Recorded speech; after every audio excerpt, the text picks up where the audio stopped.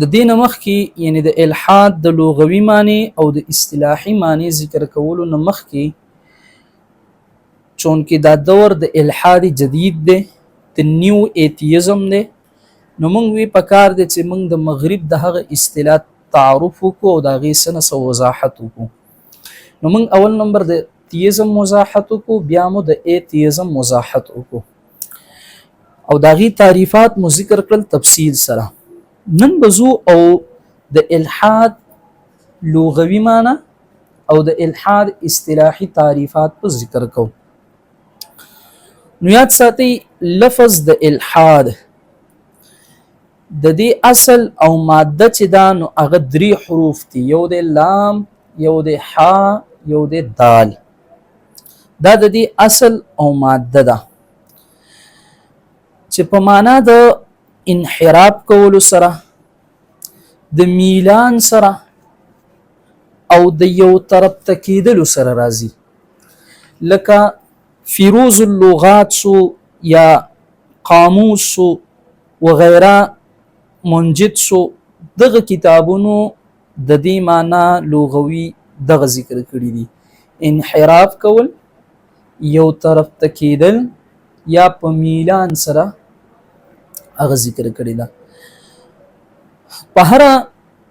اصطلاح کې په هر لفظ کې وضاحت تاغي د واضعين او د هغه پن والا معتبر وي نو چون کې دا لفظ د الحاد د عربی جبې لفظ دی د دې وجنه د عربونو به د دې معنی ذکر کو د لغات یو شخصیت تیر شوی دی چې په لغاتو کې کار کړی دی محمد ابن احمد الازهری محمد ابن احمد الازهری د یو کتاب جوړ کړی دی په نوم د تهذیب اللغت سره او په هغه کتاب کې تهذیب اللغت کې د الحاد لغوي معنی داسې ذکر کوي وی الالحاد فی اللغة الميل عن القصد یعنی په لغوي اعتبار سره الحاد ویل کېږي د صحیح لارنا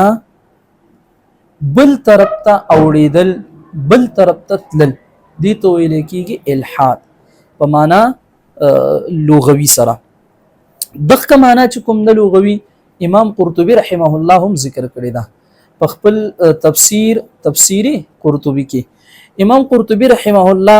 تفسیر قرطبي کې لیکي وای الالحاد الميل والعدول الحاد چې ده نو دا په معنا د میلان سره راځي والعدول او دا الحاد په معنا د اعراض سره راځي او قران کریم کې هم په دغه معنا سره یعنی د انحراف په معنی سره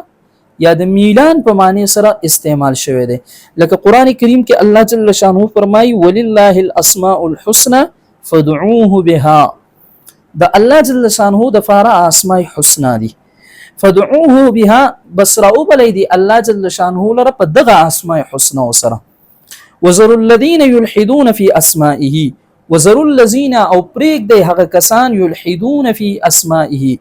چې انحراف کوي میلان کوي د حق نه باطل طرف ته په اسماء د الله جل شانه کې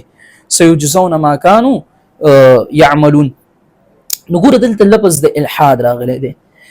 قران عظیم په دې آیات کریمه کې او دلته کې د دین مراد دغه انحراف ته میلان د باطل طرف ته ځکه چې د الله جل شانه په اسماء کې الحاد په دوه طریقو سره یا خدا چې دغه اسماء صحیح مفاهیم ته بدل کی او اغا مفاهیم غیر الله را ثابت کی دغه مفاهیم دا بدل کی صحیح مفاهیم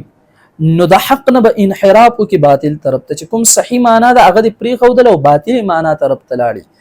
دویم دا چې دغه اسماء خو ثابت دی الله جل شانه لره او ته دا غیر الله لره ثابت کی نو دا انحراف کول شو اوړیدل شو یو طرف ته کېدل شو د حق نه باطل طرف ته هغه میلان دی او دغه انحراف په دوو طریقو سره غس کیږي یو خود شرک په ذریعه سره چې دغه غیر الله کم دغه دی ثابت کړه الله تعالی اسماء غیر الله لره او یا دغه شانته کې د الله په دینونو کې تاسو کې غلط مفهوم او یا دغه غلط معنا واخلي دا لفظ د الحاد لام حادال لغوي معنا علماو ذکر کړی د نور هم تاسو چې څومره کتابونه راخلي د لغتو که تاسو مفردات القرآن نا واخلي نو هغه هم دغه معنا ذکر کوي یا نور هم خدا بطور استشهاد مونږ یو دوه حواله درې ذکر کړی دي نور چې کوم نه تاسو دغه کتابونه کتلی شئ د لفظ د الحاد سره یو بل لفظ استعمالي د لحد یعنی د خو اصل ماده لام حادال و نو یو خو د لام حادال په معنا د دغه سره راتلو انحراف سره میلان سره یو د لحد دا ویل کېږي هغه قبر ته چې کوم دی یو طرف ته وي لکه عربو په دې ممالکو کې چې کوم قبرونه کنسته کېږي نو هغه یو غټه کنده داسې وکني بیا هغه غټه کنده کې سیټ تاخونه وکي او په هغه تاخونو کې د عملي راغلي او دغه شانتي غدي هغه ته دي سوای لحد وای زموږ په علاقه باندې چې کوم دین د شق وای دا خو زمکه سکی هغه راوشلوي او زمکه کولاو کی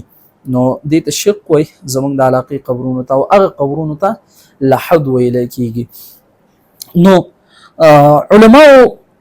دا خبره لیکلې ده چې د لحد ولي وای نو لکه امام بخاری رحمت الله علیه خپل کتاب بخاری شریف کې کتاب الجنائز کې باب اللحد دلان د خبر ذکر کوي وي وسمي اللحد لانه في ناحيه وي د لحد زکوي چې دا یو طرف ته وي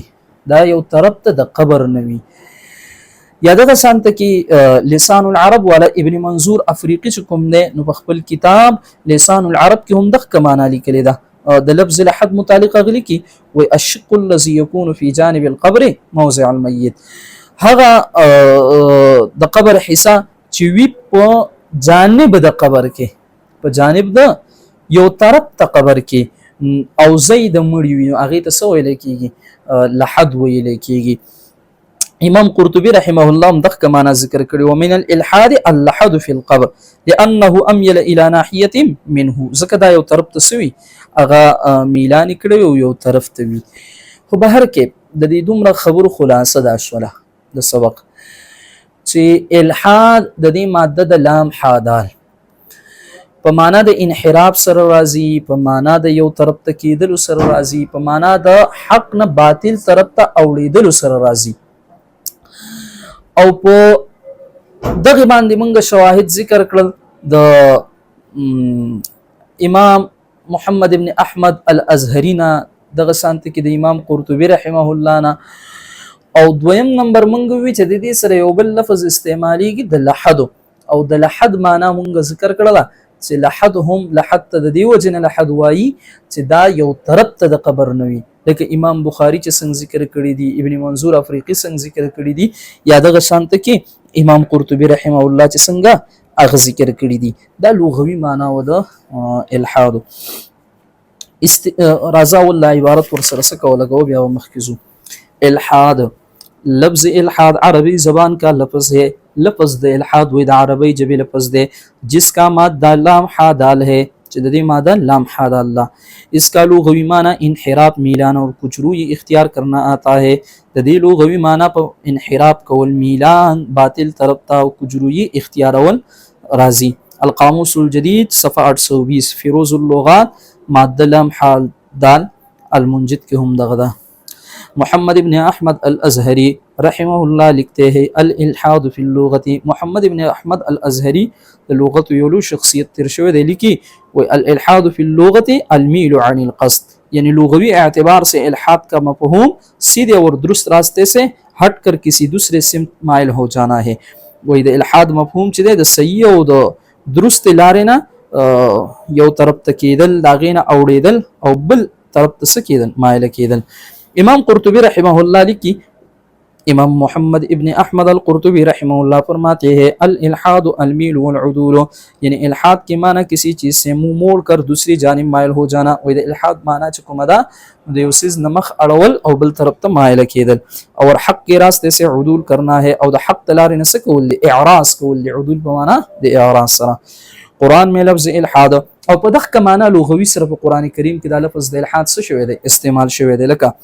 قرآن کریم میں لفظ الحاد اپنی لغوی معنی ہی میں استعمال ہوا ہے قرآن کریم کی دا لفظ د الحاد په خپل معنی لغوی کې استعمال شوی دی جیسا کہ اللہ تعالی فرماتے ہیں لکه اللہ جل شانہ فرمائی اللہ کے نام میں تحریف ولله الاسماء الحسنى فادعوه بها او خاص دی الله د پاره اسماء الحسنى دی فادعوه پس را وبلی دی الله لره بها په دغه اسماء سره وذروا الذين وپرې د هغه کسان یلحدون چې الحاد کوي فی اسمائه په نومونو د الله جل شانه کې سيجزون ما كانوا يعملون زرد چې بدله به ورکړي شي ما د هغه امور کانو چې ودي يعملون چې عمل کو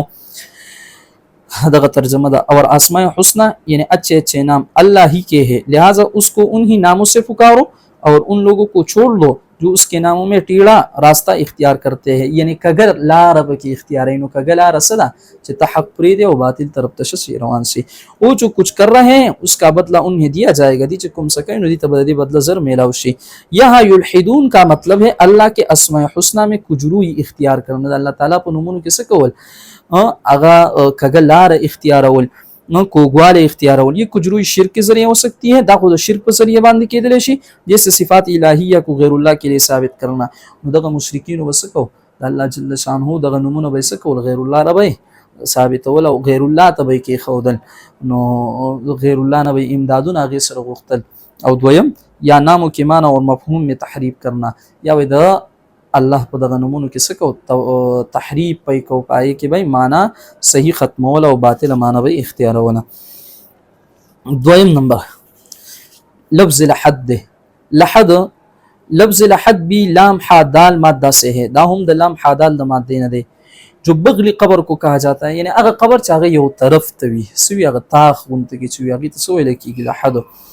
اور یہ اس وجہ سے کہ یہ ایک جانب بنائی جاتی ہے اور دې لحد لحد زکوي چې دا یو طرف ته جوړ کړی شوی او سیدھی نہیں بلکہ ایک طرف مائل ہوتی ہے دا سیدھا نہیں بلکہ یو طرف مائل ہوئی ابن منظور افریقی لفظ لحد کے متعلق لکھتے ہیں ابن منظور افریقی چلے لفظ لحد متعلق لکھی وہ الشق الذي يكون في جانب القبر موضع المیت یعنی لحد قبر میں ایک جانب میت رکھنے کی جگہ ہوتی ہے دا قبر کی د مړی یو طرف ته د کی خودو چې کوم ځای دی نو اغیتا لحد ویل کیږي لسان العرب امام بخاری رحمه الله فرماتے ہیں وسمي اللحد لانه في ناحيه ولحد لحد دی وجنوي کہ وہ قبر کے ایک پہلو میں ہوتا ہے صحیح بخاری کتاب الجنائز باب اللحد امام قرطبی رحمہ اللہ الحاد اور لحد کی لغوی ربط کی وضاحت کرتے ہوئے لکھتے ہیں امام بخاری رحمہ اللہ د لفظ الحاد او د لفظ لحد په منځ کې هغه مطابقت او د تعلق متعلق لکی ومن الالحاد اللحد في القبر واذا دي لفظ د الحاد نه یو لحد في القبر ده لانه اميل الى ناحيه منه زکه دی یو طرف ته د دې قبر نسوي اغم جھکاؤ شوی وی مائل شوی وی یعنی الحاد کے لغوی استعمالات میں سے ایک لحد بھی ہے جو قبر کی وہ ساخت ہے جو ایک جانب بنائی جاتی ہے کیونکہ وہ سیدھی نہیں بلکہ ایک طرف مائل ہوتی ہے نو دیتا لحد زکو چې دا یو طرف ته مائل شوی تفسیر قرطبی جلد 15 صفحه 318 باندې اصطلاحی مفهوم زدا اصطلاحی مفهوم با بیا شیخا دې ځای پورے